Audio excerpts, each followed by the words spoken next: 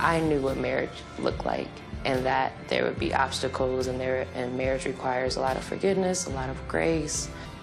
I can't wait to be in a marriage with someone who wants to try as hard as I do. That's what I'm thinking. To say I'm upset is an understatement. I don't even know. I lack the words to describe how I feel about Brennan and his lack of attraction for his wife. It's the audacity for me. It's the audacity. Somebody needs to give him a mirror. What is wrong with Emily?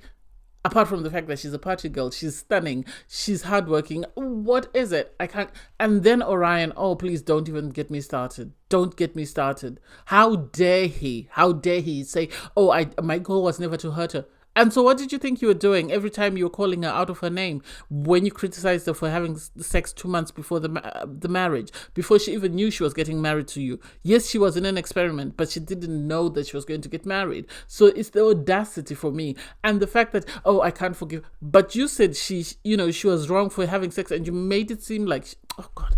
Anyway, I digress. Hey there. Thanks for stopping by. It's Valerie. Welcome to my channel. If you're new here, don't forget to subscribe. Click the like button, turn on the notification bell for when I upload new videos, and definitely leave a comment. Yay, we finally got 1,000 subs. In this episode, I'll be reviewing Married at First Sight, Season 17, Episode 8. I'm really trying not to start off with a rant about Orion, but anyway, I'll save it for later. So the couples are getting ready to leave Mexico and go back to Denver. And so it's really sad because when Orion and Lauren arrive, everyone can tell that something is not right because of how Lauren looks run down. She's exhausted emotionally, physically, psychologically, everything. She's exhausted because this man has put her through a lot. And so she tells the group that, when they ask, how are you guys going? She lets them know that they have irreconcilable differences. And Orion is, oh no, it's just we're addressing topics that we're trying to sort of understand and navigate. And it's like, so in front of the rest of the group, you want to be this amazing, supportive husband who's just met a speed bump. But in private, you're busy telling Pastor Carl that you cannot move on from what was said or what was done. Make it make sense. Make it make sense. He's getting on my last nerve because I think he's been very harsh with Lauren. Whether or not he felt offended, he is right to feel offended, but the way he's gone about it, he's guilt tripped this woman and he's broken her down.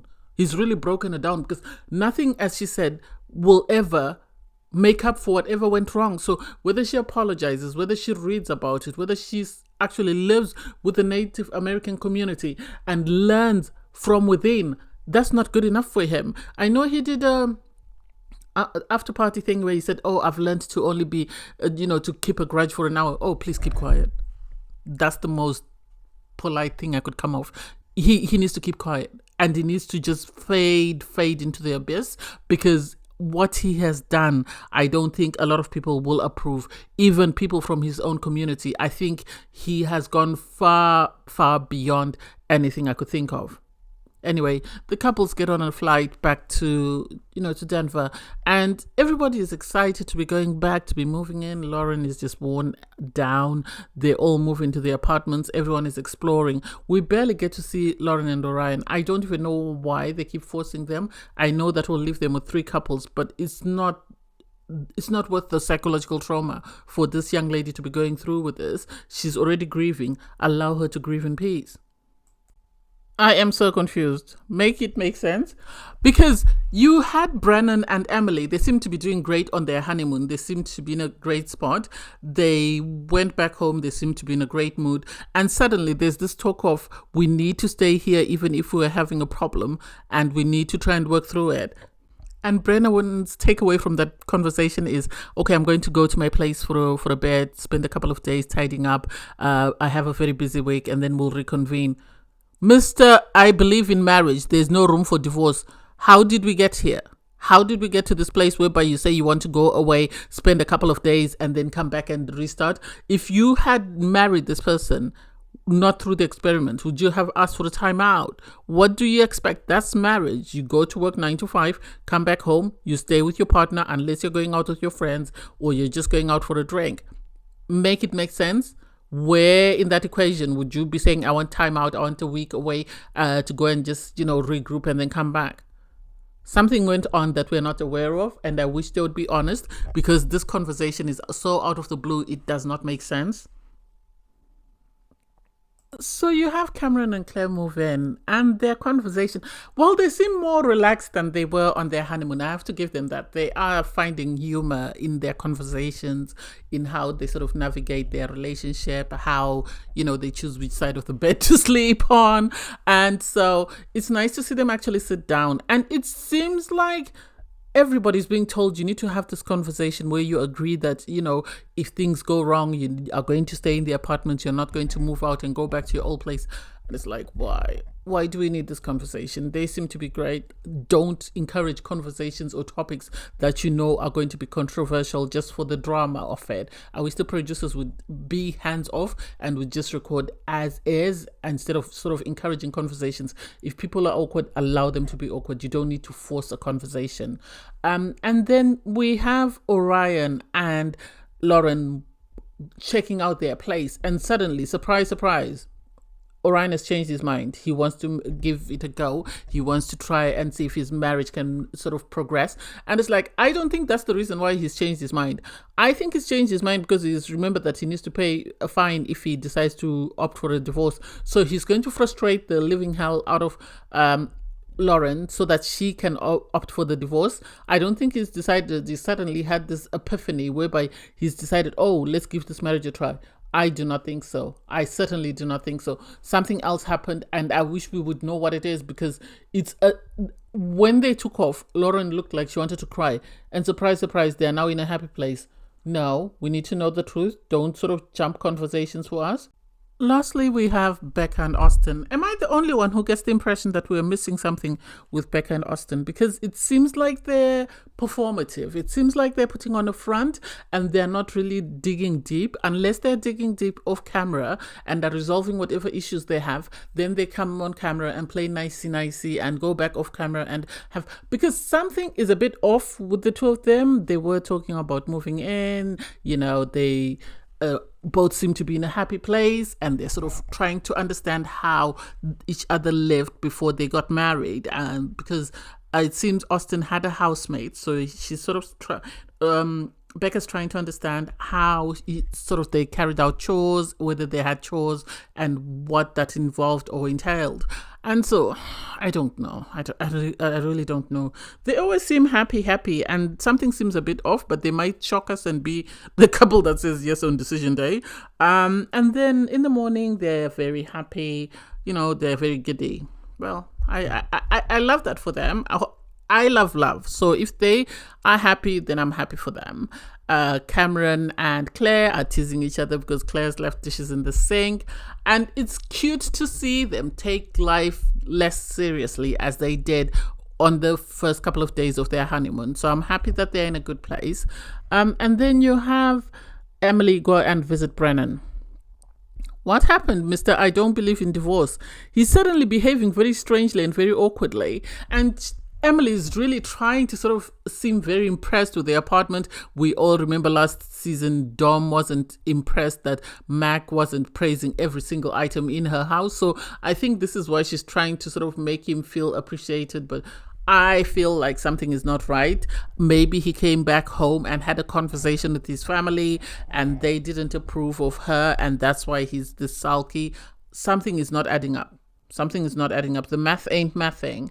So Claire goes to visit Cameron, and why does it look like he lives in somebody's basement? But I like the fact that Claire was a good sport about it. She wasn't, snobby like Dom from last season, who threw a fit that Mac was living in somebody else's apartment. And for me, I have a feeling that MAFS has this habit of getting these well-off guys and then trying to sort of strip them down to sort of be people from humble beginnings, because it doesn't make sense, because all the property or all the furnishings in his apartment look very old-fashioned. And for someone who has a business and who has money, it doesn't compute, it doesn't make sense. But then at the same time, some people are not very materialistic, and it could be he's just living here so that they can record the show, and then once it's finished, he'll move to his own place. Well, that's what I want to believe, because I have a feeling that Cameron comes from money. I'm going to continue to say this. Cameron comes from money, but he doesn't want it to be known, because why are we not seeing his family? Why have we not been taken to his shop? Maybe we will. I don't know. We'll see. I liked Cameron's visit to Claire's place, actually, because it seemed so down to earth. Both their places seem very down to earth. They're not very materialistic people, it seems. So I think they will get along on that. She had a bike as well, so Cameron liked that. He was actually fidgeting with her bike. And the fact that she has a dog and he likes dogs, that's good. I think the experts did amazing there, because it would be a nightmare to match someone who's got a dog with someone who doesn't like dogs. I hope he has a relationship like Clint had with, what's her name's dog? I've even forgotten her name. She used to get on my nose. Anyway, so it's cute to see how respectful they have been of each other's places, and how they sort of are accepting of what the person comes with. The fact that, Claire was raised Catholic and Cameron doesn't, he doesn't have a religion, or he doesn't believe in any sort of faith, according to what he said. He hasn't come out and said it, but that's what I sort of got. And so it will be nice to see them carry on. I have high hopes with Cameron and Claire, since Lauren and Orion have squashed my hopes, but please don't let me down. So you have Austin and Becca visit Austin's place. Are the homes all that old-fashioned in Denver, or is it just the ones that are on the show this season? I don't get it. Anyway, I've never been to Denver, so I can't say whether or not, they're old-fashioned. Somebody let me know in the comments. And I have a feeling something is going on under the surface that we're not seeing. Or either Becca really wants to have a positive sort of outlook and sort of come off with a positive image from the show, because she needs the positivity. She needs a fairy tale romance, because she's a wedding photographer. So if she comes across as mean and whatever, it might affect her business. That's the only impression that I'm getting, because she's quick to say yes to anything and everything that Austin says, and it doesn't make sense. And for Austin to say, after decision day, let us move back into our own places until our leases runs out, and then we can decide what to do next. And it's like, we've seen this before. Jasmine and Michael moved back into their places. Yes, they were having issues in their marriage, and that was the beginning of the end. Becca was good to say, I live alone. You can move into my place while we look for a place to rent or buy. I know it's still weeks away, but I think it's important that they start having these conversations. Something is not right, and I can't wait until the experts sit them down. That way we actually hear the truth. And then you have Lawrence say, apparently, Orion sent a text message. So he was pretending to be happy-go-lucky and everything is back to normal. We're brand new. We're starting afresh. I think after the conversation with Pastor Carl, he was told you'll need to pay the fine. And so he decided to pretend like he was willing to do the work to repay his marriage, only for him to send Lauren a message to say, I do not want to continue to be married to you, but I want to go through the process. And it's like, this is a marriage show. What do you think the process entails, Sherlock Holmes? What do you think? Do you think it's for you to pretend to be in a relationship? I hope Lauren said no. Because there's no point in continuing to appear on TV to be made a fool of by this young man. Am I the only one who's confused by Brennan? Because I remember very well Brennan and Emily looked like they'd had sex on their wedding night, because of how very intimate they were the following day and how shy they were around each other. For Brennan, they meet up with Pastor Carl and he says he's not attracted to his wife, and it's like, what did you think? Did you expect love at first sight? What did you expect? This is someone you don't know. This is the first time you're meeting them. You're not always going to be attracted to the person when you first see them. Get to know her. Yes, she's been a party girl, but she's stayed consistent. She's stayed there and she's tried to do the work to see if this marriage can work. She could have easily gone to her own place when you moved out, but she stayed and she's been asking you, what's wrong? We need to work on it. And you've been closed off. And so I like the fact that Pastor Carl was able to tell them, let's not be politically correct. Let's tell the truth of what's happening in this relationship. And I agree that he needs to get to know Emily. as far as I've seen, she's come across as sweet, as caring, as someone who's very bubbly and is very open to learning, which is totally different to what I expected of her. So I don't know whether coming back from his wedding, Brennan had a conversation with his family and they were iffy on Emily because of what her family said about her or how her family described her. I would have expected her to have been one of those, I'm a nice person, but at least she's been humble. She understands she doesn't have the experience, but she wants to know, she wants to learn so that she can get the experience to allow her marriage to progress. So I don't get where Brennan is coming from. I don't get what he says, oh, I'm not attracted to her. She's a beautiful looking girl. She's very intelligent, or she comes across as highly intelligent. She's hardworking. She's got a job. She's got an income. What else do you need? Is the fact that she said she doesn't know where her money goes what's put you off? If it is, tell the truth. Don't hide behind, I'm not attracted to her. Make it make sense?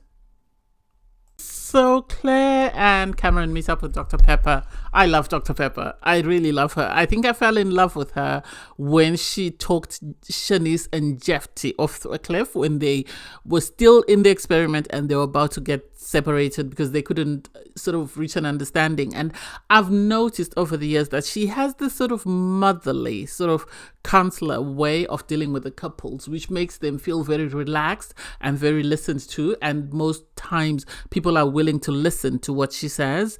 Obviously, she has a conversation with Cameron and Claire, and they are very open about their honeymoon, that our honeymoon didn't go great. We had a lot of problems with intimacy and we were struggling. So because of that conversation and them acknowledging their sort of side of how they got to where they were able to reach an understanding.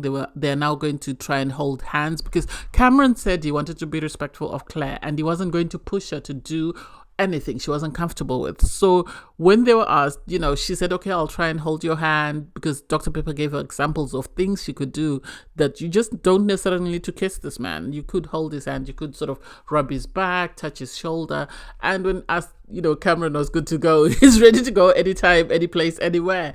And so it was cute to see them sort of address that and also discuss religion. And I think it's good that they sort of discussed religion with a mediator, because then Dr. Pepper was able to sort of make sure that they understand each other, because I think some conversations can be very toxic. As I said in my previous review about Orion and Lauren, that I feel like whatever they were discussing, race, religion, whatever, they should have had a mediator and things wouldn't have got so out of hand as they did. But then Orion was always looking for the fault, so hey, it is what it is. But I was happy with their sit down with Dr. Pepper. I love Dr. Pepper. I love Pastor Carl. So I don't know. We'll see what about Dr. Pia, because this is my first time meeting her. I know a lot of people like Dr. Viviana. I didn't like Dr. Viviana because I felt she wasn't sort of an in-between person. She would always take sides with someone, and whoever she agreed with is the person she would align with. I remember with Bao and Johnny, the way she took Johnny's side and had to be called off by, Pastor Carl to say, no, you can't do that because those are Johnny's talking points. Try and sort of come from a middle ground and sort of make sure you get them to understand each other. So, hey. So Austin and Becca meet up with Pastor Carl, and I think this is the first honest conversation I've seen from them, because they do discuss religion and the fact that one is Christian, one is Jewish, and so they're sort of asked about their values, and they realize that yes, they are Christian and Jewish, but their values align. And Pastor Carl was saying you need to understand that just because someone is a Christian or someone is a Jew, that doesn't mean your values align. So always important to dig a bit deeper and get to know the person you're with. And also he spoke about love, and sort of they seem to like the person or what they've seen of the person they're matched with. It's just they haven't yet fallen in love. And so I get it. I understand it. It's only been 8 days. If they had said they're in love, I would be worried. So I think amazing. This is the first time I've actually understood who they are as a couple. So that's great. So Lauren and Orion meet up with Dr. Pia, and I give her credit for trying to champion for this marriage, but sadly, Lauren was matched with someone who didn't want to get married, who had unrealistic expectations of marriage. The fact that he more or less called her a prostitute for sleeping with someone a couple of months, 2 months before she got married to him, and she forgave him, and yet he cannot forgive her for her ignorance. Her comment was out of ignorance. His was something that he had planned and something he knew he was going to say, because he even said on at the after party that, oh, my sister said I called her a prostitute or something to that effect because I called her out for having sex 2 months before we got married. How dare he try and say that, oh, I haven't, I wouldn't change anything, I've done everything correct. The audacity of this man to think that he's better than Lauren, to think that he deserves better than Lauren. He didn't deserve her. He didn't deserve her. And I'm happy that they've called for a divorce. She did not deserve the trauma that she went through. Oh, I didn't want to hurt her, and it seems I have. The audacity. Everything you said from day one has been meant to hurt her. Everything you've done has been meant to hurt her. Your goal has been solely to break her. And because you couldn't break her, this is why you're pretending like, oh, I'm all innocent. Oh my God. Oh God. I have nothing to say about Orion. Nothing positive. I've always said I would never say anything derogatory about these people because I don't know them as people. But the person that Orion has shown us to be, I'm sorry, nobody deserves that. Nobody deserves that. Lauren went above and beyond. And people can say, oh, he wasn't attracted. Jeffy says he wasn't attracted to Shanice, but he put in the work. He worked hard to get to know his partner.